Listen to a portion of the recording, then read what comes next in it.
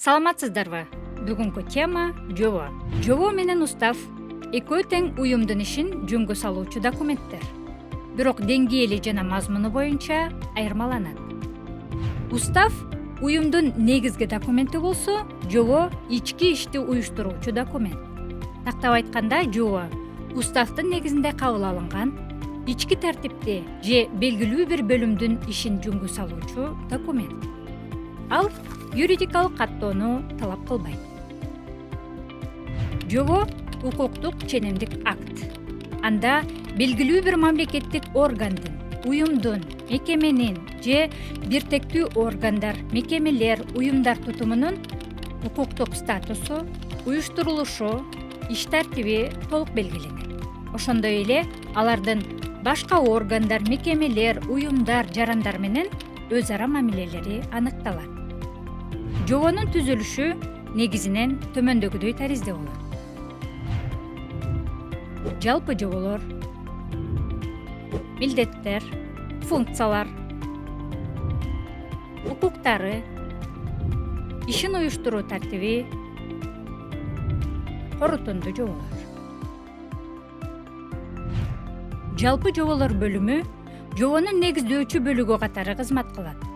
Ал жерде документтин иштелип чыгуу негиздери, анын негизги максаты жана ал жайылтылуучу чөйрө көрсөтүлөт. Жобонун негизги тексти бөлүмдөргө, бөлүмчөлөргө, главаларга, пункттарга, пунктчаларга жана абзацтарга бөлүнүшү мүмкүн. Главалар аталыштарга ээ болууга тийиш. Жобонун долбоорун даярдоонун тартиби уюштуруу тескөө документтеринин долбоорлорун даярдоонун жалпы тартибине ылайык жүргүзүлөт. Жобонун долбоорунун тексти A4 форматындагы стандарттуу баракка басылат.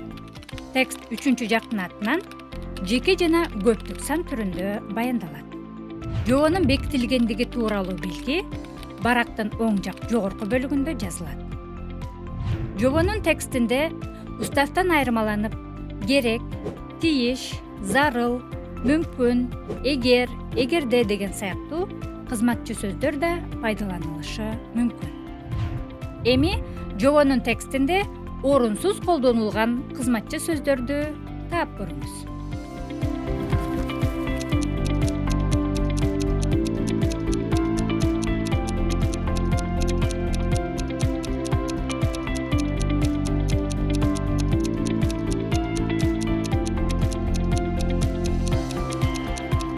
Текстте белгиленген ошон үчүн, шексиз, дагы, таптакыр, эч, абдан, сөзсүз, дал ушул, чындыгында деген кызматчы сөздөр ооздеги сүйлөшүү стилинде орундуу болгону менен стилдик талапка туура келбейт.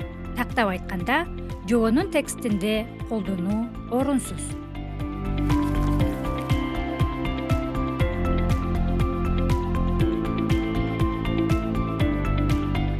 Ушуну менен бүгүнкү сабагыбыз соңуна келди. Саламатта болуңуздар.